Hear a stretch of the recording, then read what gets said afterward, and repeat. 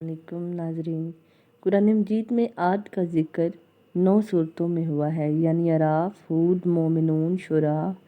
فصیلت، احقاف، الذاریات، القمر اور الحاقہ میں۔ قوم عاد۔ اس سے قبل کہ ہم عاد کے متعلق تفصیلی بحث کریں، یہ بتا دینا ضروری ہے کہ قرآن عزیز کے علاوہ کوئی تاریخ کی کتاب یا تورات عاد کے متعلق روشنی نہیں ڈالتی۔ اس لیے اس قوم کے حالات کا نقشہ یا قرآن عزیز کے ذریعے بن سکتا ہے یا پھر نظریات کے ذریعے جو محققین علم الاثار نے اس بارے میں حاصل کی ہیں۔ پہلا ذریعہ جو کہ قطعی اور یقینی ہے، اس لیے اس کے بیان کردہ حقائق کو بھی بلا شبہ قطعیت حاصل ہے،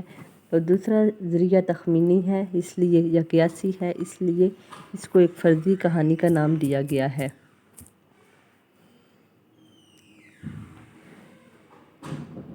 بعض یورپی مصنفین عاد کو ایک فرضی کہانی میتھڈولوجی یقین کرتے ہیں، مگر ان کا یہ یقین بالکل غلط اور سراسر وہم ہے، اس لیے کہ یہ جدید تحقیقات کا مسلم فیصلہ ہے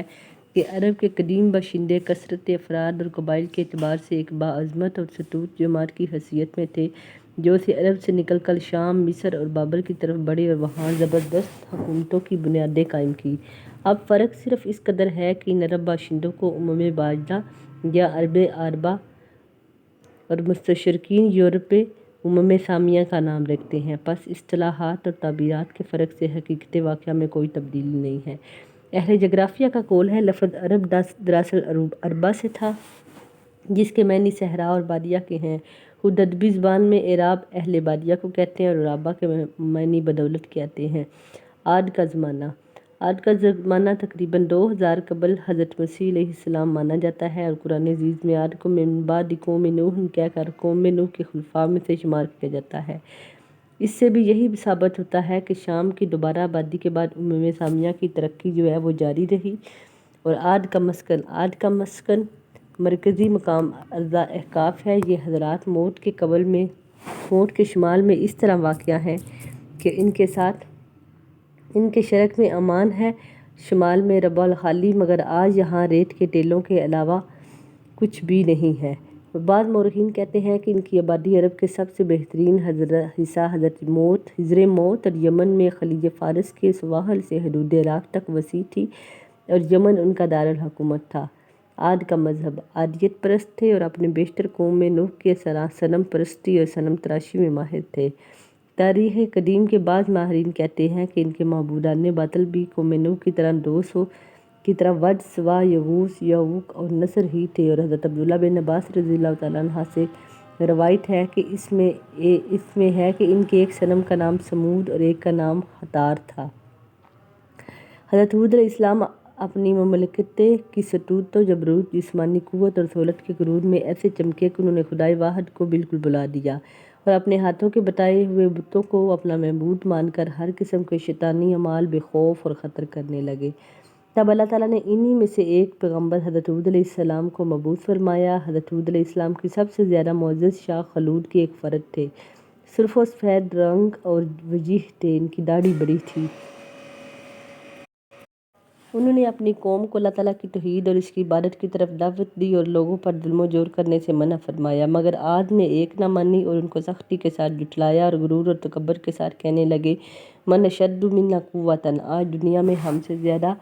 شوکت و جبروت کا مالک کون ہے؟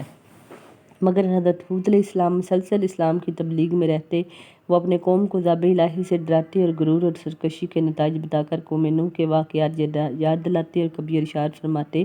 اے قوم، اپنی جسمانی طاقت اور حکومت کے جبروت پر گمان نہ کر بلکہ خدا کا شکر ادا کر، اس نے تجھ کو یہ دولت بخشی، قوم نوح کی تباہی کے بعد تجھ کو زمین کا مالک بنایا، خوش عینی، فارغ البالی اور خوشحالی عطا کی، لہٰذا اس کی نعمتوں کو نہ بھول اور خود ساختہ بتوں کی پرستش سے باز آ جاؤ۔ اے افراد قوم، مانا کہ تم عرصہ تک سرکشی اور اس کی نافرمانی میں مبتلا رہے، مگر آج بھی توبہ کر لو اور باز آ جاؤ، اس کی رحمت وسیع ہے اور وہ دروازہ توبہ بند نہیں ہوا۔ اس سے مغفرت چاہو وہ بخش دے گا، اس کی طرف رجوع ہو جاؤ وہ معاف کر دے گا، تقویٰ اور طہارت کی زندگی اختیار کر لو وہ تم کو دن دگنی اور رات چگنی ترقی عطا کرے گا، بیش از بیش عزت دے گا اور مال و عزت میں سرفرازی بخشے گا۔ حضرت ہود علیہ السلام اپنی تبلیغ اور پیغام حق کے ساتھ بار بار یہ بھی دہراتے کہ میں تم میں سے کسی بھی اجر کا خواہاں نہیں ہوں، میرا اجر تو خدا کے پاس ہی ہے۔ عاد میں ایماندار تو چند ہی تھے، باقی تمام سرکش اور متمرد انسانوں کا گروہ تھا۔ ان کو حضرت ہود علیہ السلام کی یہ نصائح سخت شاق گزرتی تھی اور وہ یہ نہیں برداشت کر سکتے تھے کہ ان کے خیالات، ان کے قائد و اعمال، غرض ان کے کسی کے ارادہ میں بھی کوئی شخص حائل ہو جو ان کی ناصح مشفق بنے۔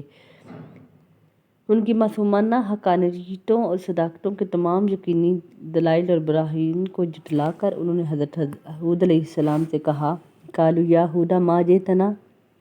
ببینۃ وما نحن بتارکی آلہتنا عن قولک وما نحن لک بمؤمنین۔ حضرت ہود علیہ السلام نے ان سے کہا کہ نہ تو میں بیوقوف ہوں اور نہ ہی پاگل ہوں، بلا شبہ خدا کا رسول اور پیغمبر ہوں۔ اللہ تعالیٰ نے اپنے بندوں کی ہدایت کے لیے بیوقوف کو منتخب نہیں کیا، اور اس کا نفع اور اس کے نقصان سے بڑھ جائے اور اس کی ہدایت کی جگہ گمراہی آ جائے، وہ اس عظیم الشان خدمت کے لیے اپنے بندوں میں سے ایسے شخص کو چنتا ہے جو ہر طرح اس کا اہل ہو اور اس خدمت کو بخوبی انجام دے سکے۔ اللہ اعلم حیث یجعل رسالتہ۔ مگر قوم کی سرکشی اور مخالفت بڑھتی ہی رہی اور ان پر آفتاب سے زیادہ روشن دلائل اور نصائح کا مطلق اثر نہ ہوا۔ ان کو اپنی گستاخانہ جرات اور تہمت سے یہ خیال ہو چکا تھا کہ اب کوئی شخص حضرت ہود علیہ السلام کی طرف دھیان نہ دے گا اور ان کی باتوں کو توجہ سے نہ سنے گا۔ حضرت ہود علیہ السلام نے یہ سب کچھ نہایت ضبط اور صبر سے سنا اور پھر ان سے یوں مخاطب ہوئے، میں خدا کو اور تم سب کو گواہ بنا کر سب سے پہلے یہ اعلان کرتا ہوں کہ میں اس اعتقاد سے قطعاً بری ہوں، ان بتوں میں یہ جو قدرت ہے مجھ کو یا کسی کو کسی قسم کی بھی برائی پہنچا سکتے ہیں۔ اس کے بعد تم کو اور تمہارے ان معبودان باطلا کو چیلنج کرتا ہوں کہ اگر ان میں ایسی قدرت ہے تو وہ مجھ کو نقصان پہنچانے میں جلدی سے اقدام کریں۔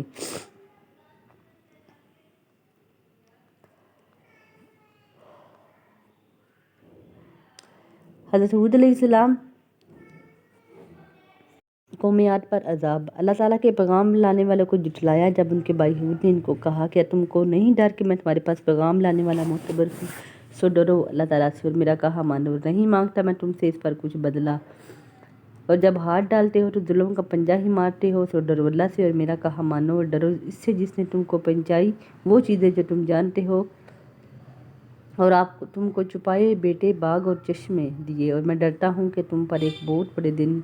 کی آفت سے۔ وہ بولے، ہم کو برابر ہے تو نصیحت کرے یا نہ کرے، اور کچھ نہیں ہے یہ باتیں مگر عادت ہے اگلے لوگوں کی۔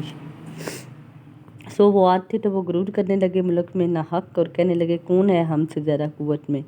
تو اللہ تعالیٰ نے ان کے اوپر عذاب بھیجا جو دردناک اور اکھاڑ پھینکے ہر چیز کو اپنے رب کے حکم سے۔ پھر کل کے دن فی عاد، اہل عرب حضرت ہود علیہ السلام کی وفات اور ان کی قبر مبارک کے متعلق مختلف دعوے کرتے ہیں۔ مثلاً اہل ہجر موت کا دعویٰ ہے کہ عاد کی ہلاکت کے بعد ہجر موت کے شہروں میں ہجرت کر آئے تھے، وہیں ان کی وفات ہوئی اور وادی برہوت کے قریب حضرت موت کے مشرقی حصے میں شہر تریم سے تقریباً وہ 2 مرحلے پر دفن ہوئے۔ حضرت علی سے ایک اثر منقول ہے، ان کی قبر حضرت موسیٰ میں کثیب احمر پر ہے اور ان کے درخانے جو کا درخت کھڑا ہے۔ اہل فلسطین کا دعویٰ ہے کہ وہ فلسطین میں دفن ہیں اور انہوں نے وہاں ان کی قبر بھی بنا رکھی ہے اور کا سالانہ عرس بھی کرتے ہیں۔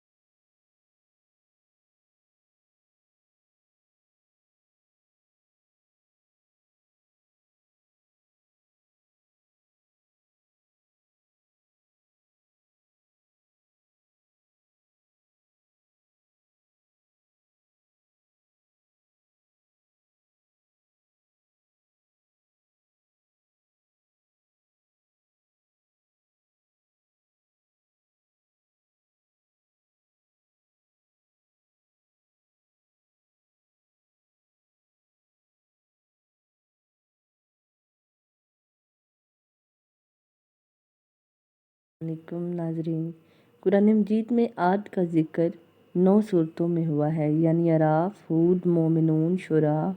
فصلت، احقاف، الذاریات، القمر اور الحاقہ میں۔ قوم عاد۔ اس سے قبل کہ ہم عاد کے متعلق تفصیلی بحث کریں، یہ بتا دینا ضروری ہے کہ قرآن عزیز کے علاوہ کوئی تاریخ کی کتاب یا تورات عاد کے متعلق روشنی نہیں ڈالتی۔ اس لیے اس قوم کے حالات کا نقشہ یا قرآن عزیز کے ذریعے بن سکتا ہے یا پھر نظریات کے ذریعے جو محققین علم الاثار نے